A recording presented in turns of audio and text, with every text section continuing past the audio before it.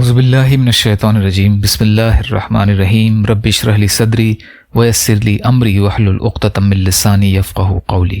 بکھرے موتی، 5واں حصہ۔ حضرت عبداللہ ابن مبارک کی عجیب سوانح عمری۔ کل کے موضوع کا باقی حصہ، جہاد کا شوق۔ کفر اور شرک کا زور توڑنے اور اسلام پھیلانے کے لیے کبھی کبھی جنگ کے میدان میں بھی اترنا پڑتا ہے۔ مسلمان کی سب سے بڑی تمنا یہی ہوتی ہے کہ اس کی جان و مال اللہ کی راہ میں کام آ جائے۔ حضرت عبداللہ رحمۃ اللہ علیہ کی سب سے بڑی تمنا یہی تھی۔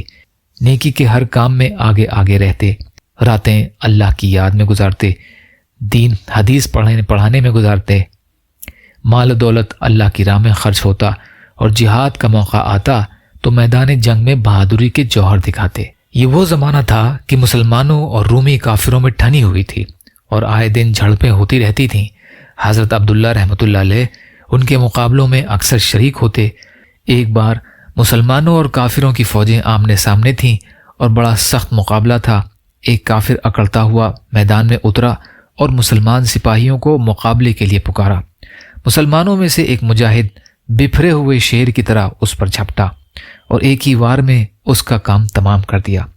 پھر ایک اور کافر اتراتا ہوا میدان میں آیا، مجاہد نے اسے بھی ایک ہی وار میں ڈھیر کر دیا۔ اسی طرح کئی کافر مقابلے پر آئے اور اس نے سب کو جہنم رسید کر دیا۔ اس بہادر شیر کی یہ بہادری دیکھ کر مسلمان بہت خوش ہوئے اور اس کو دیکھنے کے لیے آگے بڑھے۔ اللہ کے سپاہی نے بندوں کی تعریف سے بے نیاز ہو کر منہ پر کپڑا ڈال رکھا تھا۔ کپڑا ہٹایا گیا تو دیکھا کہ حضرت عبداللہ ابن مبارک رحمۃ اللہ علیہ ہیں۔ اس موضوع کا باقی حصہ انشاءاللہ کل کی ریکارڈنگ میں۔ یا اللہ ہم سب کو کہنے سننے سے زیادہ عمل کی توفیق عطا فرما۔ یا اللہ مظلوم فلسطینیوں، کشمیریوں، روہنگیا مسلمان اور مسلمان جہاں بھی پریشان حال ہیں، ظالموں کے ظلم کا شکار ہیں، ان کی مدد فرمائیے۔